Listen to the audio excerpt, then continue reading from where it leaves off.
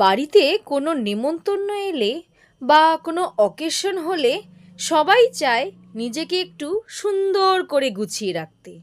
হ্যাঁ, সেই জিনিসটাও আমাদের হয়েছে। যতই হোক নেমন্তন্ন বলে কথা, পরিষ্কার ঝরিষ্কার হয়ে একটু তো দাঁড়াতেই হবে না? আমাদের ক্ষেত্রেও সেই একই ব্যাপার। যাই হোক, নেমন্তন্ন বলে কথা, সবাই চলে এলো পার্লারে হেয়ার কাট করতে, ওরা তো আর বাদ যাবে না। আর আমার বরমশাইকে দেখো, উফ, আরাম করে ফেস ম্যাসাজ নিচ্ছে।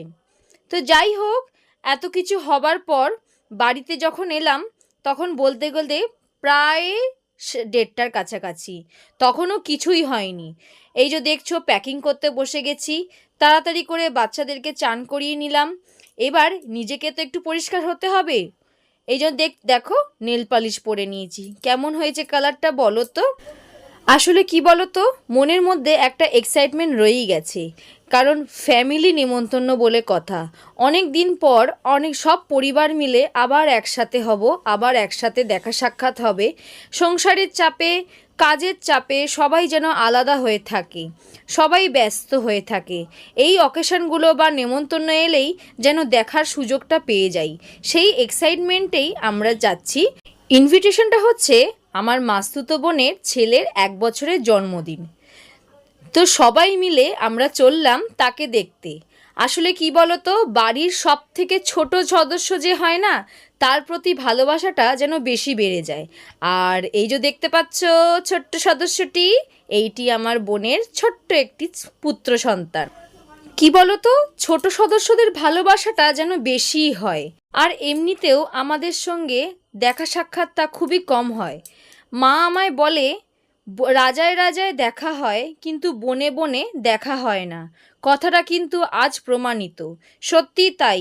দুই ভাই যদি যতই দূরে থাকুক, তাদের মধ্যে দেখা সাক্ষাৎটা ঠিকই হবে, কিন্তু বনে বনে যদি একবার বিয়ে হয়ে যায়, তাদের সঙ্গে দেখা সাক্ষাৎটা একদমই হয় না। এই অকেশন, এই অনুষ্ঠান, এই নেমন্তন্ন, এই সব হলেই যেন একটু আনন্দটা বেড়ে যায়।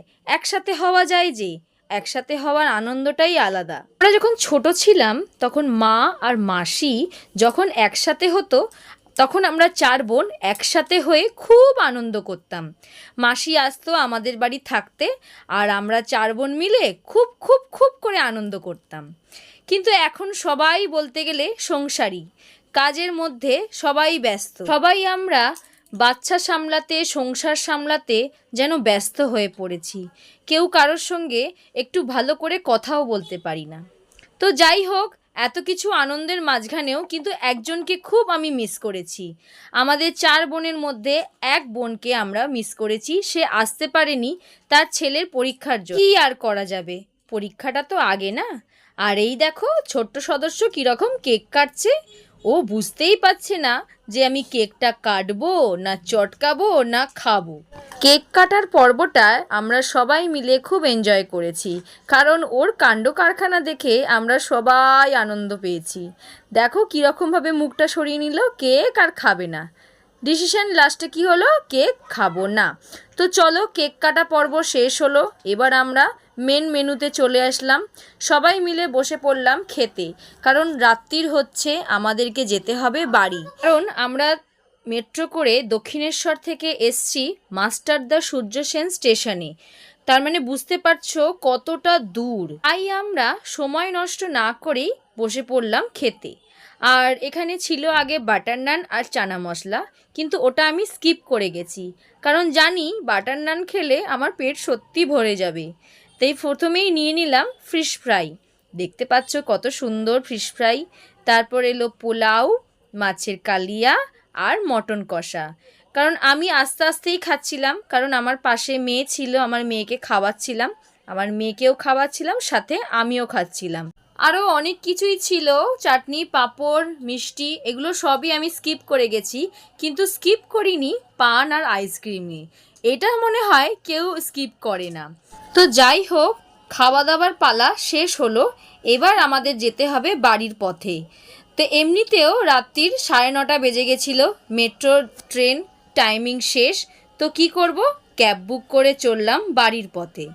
আজকের ভিডিওটা কেমন লাগলো অবশ্যই জানিও। আর অবশ্যই কঙ্কনা দত্ত হালদারের পেজটাকে ফলো করো। আর ভোরের ফুল যে ফেসবুক পেজ আছে সেটাকেও অবশ্যই ফলো করো। আর হ্যাঁ, পারলে কমেন্ট করো, কারণ তোমাদের একটা কমেন্ট কিন্তু আমারও যেমন গতি বাড়াচ্ছে, তোমাদেরও পেজের গতি অনেক বেড়ে যাবে। ঠিক আছে, তো আজকের মতন টাটা, শুভরাত্রি। ভিডিওটা কেমন লাগলো জানিও।